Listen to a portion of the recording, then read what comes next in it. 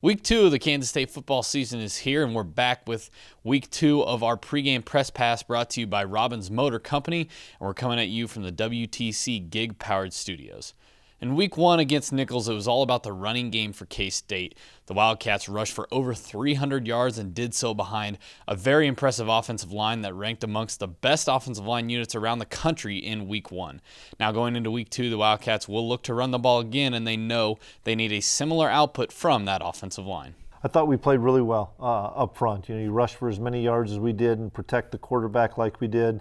A number of guys played, and that was the other thing we were pleased with, to get as many guys in the game that we could, because we need experience behind the starters that we have. But I thought they played at a really high level and played with great energy and did a really good job communicating. Scott, Adam, Nick, Evan, all those guys, we've been grinding since January. Everybody's just learning the playbook in and out and the concepts of what we're trying to do, and we're just believing the coaches, believing what Coach Messingham was trying to do, and we just all bought into the process, and we get the results we want. Coach Riley, our offensive line coach, does a great job of preparing those guys and helping me understand of what we want to do versus a certain pressure, or where's my problem going to be. And Coach Klein does the same thing, just preparing me for those situations. And this is going to be a challenge this week with Bowling Green. They're, I would say more of a pressure team than Nicholls. I have no idea how they're going to play us, but we just got to be prepared for whatever they throw at us and be ready to protect ourselves if they do pressure us and whatnot. This is going to come down to just watching film, being prepared for whatever they might give us, because they got a new D coordinator from Louisville. And they didn't have a lot of defensive plays from this game last weekend. So been watching a lot of that and just trying to prepare ourselves the best we possibly can. Looking at the final score, K-State only gave up 14 points to Nicholls, and one might think that the defense played pretty flawless, except on Tuesday, Chris Klieman said while he was impressed with the defense's play on Saturday, he noticed a few things that need improvement going into Week 2. One of the things he mentioned was that at times the defense wasn't quite in the right formations or in the right fits. That's something that they'll look to fix going into this game against Bowling Green on Saturday. I think some alignment errors we had on defense.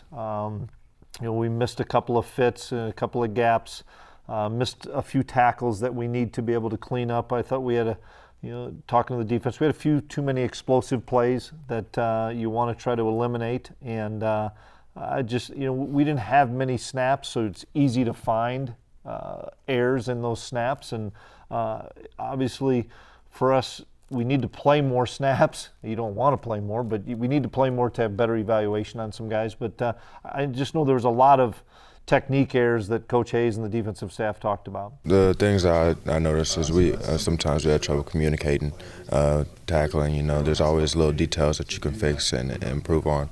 So I feel like going into this week, we're going to really focus on communicating and focus on details and really swarm to the ball and tackling well. Out of Week 1, there were things on both offense and defense that K-State liked, and there were some things that K-State didn't like. But the overarching theme was that K-State wants to replicate what it did in Week 1 and take it into Week 2. There were a lot of people curious if K-State can come out with the same type of energy, the same type of enthusiasm, and play aggressive for another 60 minutes on Saturday. The Wildcats believe that they can do that. Well, it's going to be huge for us. I think what we've been trying to emphasize to our football team as leaders and Coach Klieman is that last week is in the past. It's a new week. We got a new football game ahead of us. We played well. We won. That's great. But that's in the past now.